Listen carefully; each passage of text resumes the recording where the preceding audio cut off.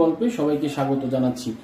দর্শক, আপনারা জানেন অসহায় দরিদ্র যারা আছে তাদের জীবনের গল্প তুলে ধরা হয়, তেমনি ধারাবাহিকভাবে আজও এক বোনের জীবনের গল্প তুলে ধরবো। তো দর্শক, চলুন আমরা কথা বলি সেই বোনের সাথে। আসসালামু আলাইকুম। ওয়ালাইকুম আসসালাম। কেমন আছেন? আলহামদুলিল্লাহ, আছি ভালো। ভালো আছেন। বোন, কি নাম এবং দেশের বাড়ি কোথায়? আমার নাম শিমুল, দেশের বাড়ি চিটাগাং মুরাদপুর। চিটাং মুরাদপুর। হ্যাঁ। পরিবারে কে কে আছে? পরিবারে আমার আম্মা আর আমি আছি।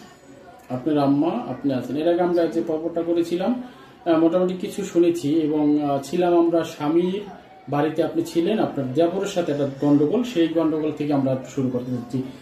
আপনি বলছিলেন যে আপনার শ্বশুর শাশুড়ি কিছুই বলে না, আসলে কেন বলে না এই বিষয়টা আমরা একটু জানতে চাচ্ছি, বলেন। শ্বশুর শাশুড়ি ওনারা ওই যে ছেলে তো আগে দেশে থাকতো, কম টাকায় ইনকাম করতো, এখন বিদেশে গেছে। শ্বশুর শাশুড়ি